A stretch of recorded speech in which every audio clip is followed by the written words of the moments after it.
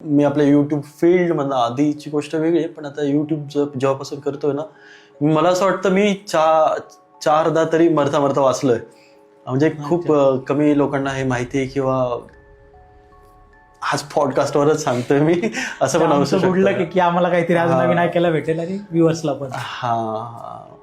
मी माझा एक तो पहिला व्हिडिओ जो होता ना, जो चालला होता, मी ते मासे ना पिंजऱ्यामध्ये मासे पकडतात, चिलापी मासे पकडतात, बिग वनचा तो व्हिडिओ होता. बरोबर. तर त्यावेळेस ते शूट करत असताना ना, ती पिंजरे पाण्याच्या आतमध्ये टाकलेले असतात.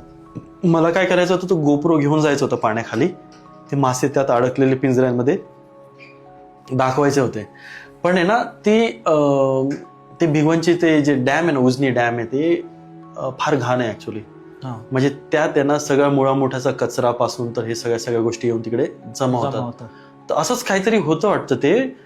आणि मी बोटमधनं उतरलो, शूट केलं मी, आणि काहीतरी म्हणजे असं फिल्मी स्टाईल मध्ये असं नाही की काहीतरी पायामध्ये अडकलेलं.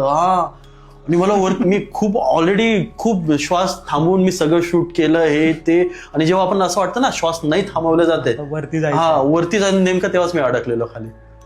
मग कसं त्याच्यातून मग बाहेर? मग काय कसं काहीतरी केलं, म्हणजे खूप थोडंसं असं झालं, झटपट झालं. तो माझ्यासोबत जो पोरगा होता ना शूट करायला, त्याला पण माहिती नाही हे सगळं झालं वगैरे. पण कसं तरी ते बोट असते, बोटला एखादं कुठेतरी असं बॅटम सारखं असतं वगैरे, तिथे माझा हात असा पोहोचला, ते अटकला त्याच्यामध्ये, असं करता नाही का, त्याचा सपोर्ट घेऊन थोडंसं वरती वाढायचा प्रयत्न केला, तेव्हा ते जाऊन थोडंसं पायाचं जे जरा ना ते निघण्यासारखं असं थोडंसं वाटलं. मग फोर्स करून मग पूर्ण बोटचा जो वरचा भाग असतो ना तो पकडला. मग त्या बोटच्या हिशोबाने सहाऱ्याने मी तो वरती निघालो आणि जाऊन बोटवर पडून राहिलो असंच एकदम.